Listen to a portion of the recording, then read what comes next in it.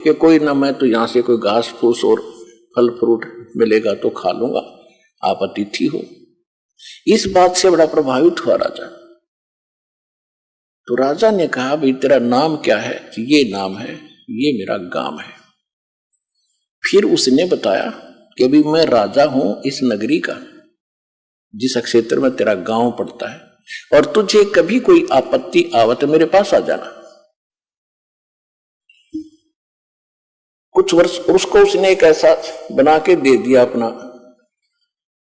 ऐसा कोई आइडेंटिटी उसको बनाकर दे दी कि तेरे को कोई नहीं रोकेगा, कभी आ जाना मेरे राजमहल तक, यानी मेरी रेजिडेंस तक भी आ जाना। तो इतना प्रभावित हुआ राजा उस किसान के इस बात को देखकर के अपने मुंह से रोटी निकाल कर अतिथि को दे दी। यह छोटी बात नहीं, ये पिछले संस्कार ही होते।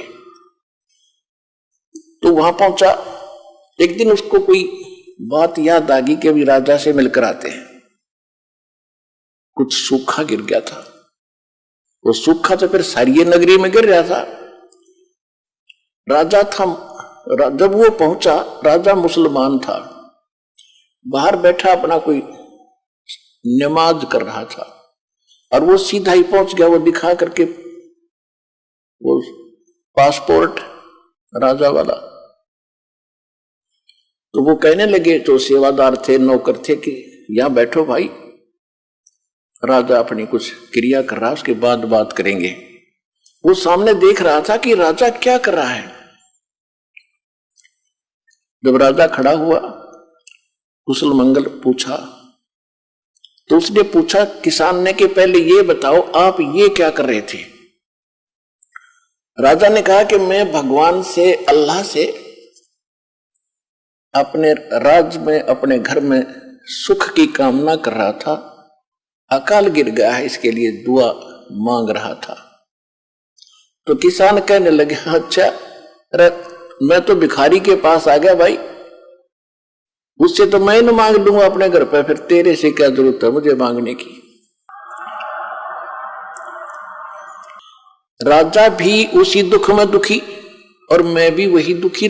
मांगना किसी देने वाला कोई और है, उसको हम भूल गए। तो सतलोक आश्रम बरवाला, जिला हिसार, हरियाणा में यही याद दिलाई जाती है कि संसारिक लोगों से तुम जो राहत मांगते हो, ये आपकी अध्यात्म ज्ञानहीनता है। परमात्मा से मांगो, परमात्मा उसी को देता है जिसके पहले के शुभ संस्कार है ना। बेसिक मांगते रहियो, कति नहीं दे। अब सब शुभ संस्कार बनते कब हैं? अब बनेंगे।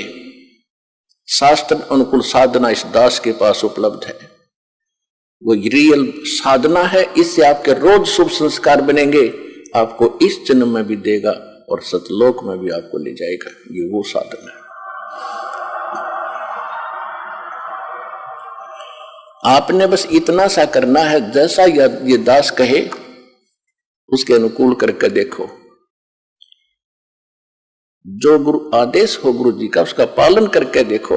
भाई जो गुरु बचन पे डट गे, कट गे फंद 84 के, कट गे फंद 84 के, कट गे फंद 84 के। भाई जो गुरु बचन पे डट गे, कट गे फंद 84 के, कट गे फंद 84 के, कट गे फंद 84 के। वस्तु मिली ठोर की ठोर, मिट गी मन पापी की दोहर। वस्तु मिली ठोर की ठोर, मिट गी मन पापी की दौड़। भरम मिटे मथुरा काशी के, भरम मिटे मथुरा काशी के। भाई जो गुरु बचन पे डट गे, कट गे फंद 84 के, कट गे फंद 84 के, कट गे फंद 84 के। भाई जो पुण्यात्माओं, इतनी सी बात है। नकली गुरुओं के वचनों पर भी बहुत से श्रद्धालु डटे हुए हैं, उनको संत परम धनी मान गए, लेकिन अंत में दोनों को ही धोखा लगेगा। झूठे गुरु के आश्रय कदे न उदर जीवे, सच्चा पुरुष कबीरे है आद परम गुरु पीवे। झूठे गुरुओं के से भी मोक्ष नहीं होगा। पहले गुरु मिले, फिर वचन पर डटे, फिर देखना संसार का भी सुख और परलोक भी सुधरेगा आपका। तो वो सतगुरु, क्योंकि पुण्यात्माओं अपनी महिमा परमात्मा ने भी खुद ही बतानी पड़ी, लेकिन जिनके गले ना उतरी वो हार में रह गए, और जिनके वह बात सच्ची लगेगी उनका उद्धार हो गया।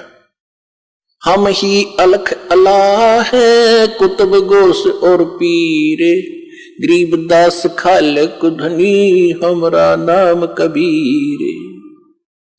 ए स्वामी सृष्टा में सृष्टि हमारे तीरे, दास गरीब अधर बसों अवगत सत्य कबीरे। रामानंद जी से परमात्मा अपनी महिमा बता रहे थे कि मैं सारी सृष्टि का रचने वाला हूं, मैं पूर्ण परमात्मा हूं, मैं ऊपर रहता हूं, जिसको तुम अवगत कहते हो, जिसकी तुम्हें ज्ञान नहीं उस गति का। लेकिन ये गले उस समय रामानंद कर नहीं उतर रही थी, उल्टा गालियां देने लग गया। तो छोटी जाति का नीच बालक छोटा सा तो क्या बकवास कर रहा, अपने आप को भगवान मान बैठा।